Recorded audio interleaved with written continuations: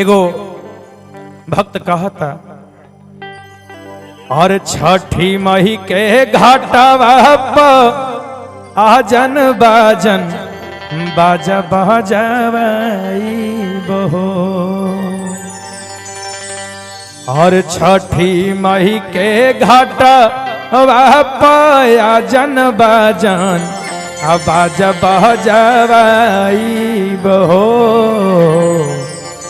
गोदिया में होई है बालकवाता अर्घ देवे आई बहो। गोदिया में होई है बालकवाता अर्घ देवे आई बहो। छठी मई के घाटा पाया जन बाजन बाजा बजावाई बहो। छठी मई के घाटा पाया जन बाजन बाजा बजावाई बहो। गोदिया में होई है बालकवाता अर्घ देवे आई बहो। गोदिया में होई है बालकवाता अर्घ देवे आई बहो।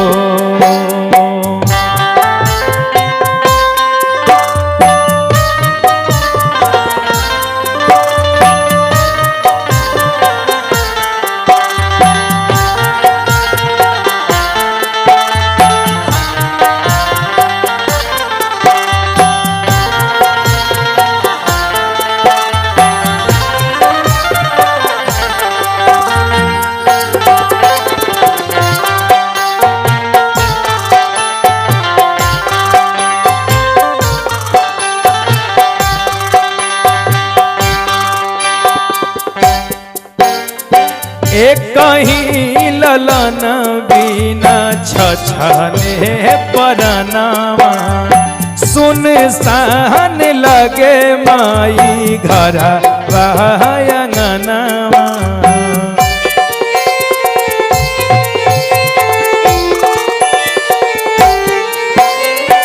एक कहीं ललन बिना छछने परनावा सुन सान लागे हमरो हरवा अंगनावा। पूरी जहिया दिलवा के लाला साता जलसा कराई बहो। पूरी जहिया दिलवा के लाला साता जलसा कराई बहो। गोदिया में होई है बालकवाता अर्घ देवे आई बहो। गोदिया में होई है बालकवाता अर्घ देवे आई बहो।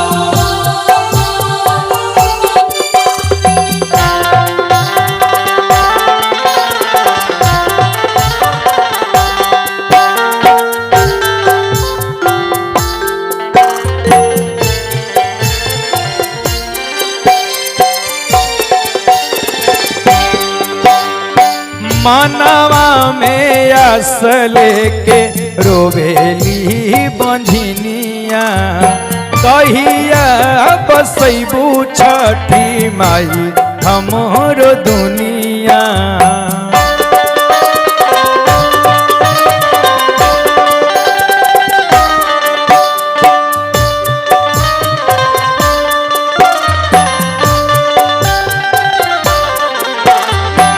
मानवा में आस लेके रोवेली बंझनिया कहिया बसैबू छठी माई हमरो दुनिया ऐसा ना सुनार फल पाइबू त सूरज को हराइबो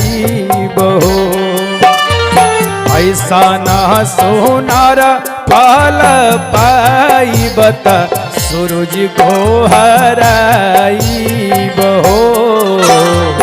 गोदिया में होई है बाला कवाता अर्घ देवे आइबो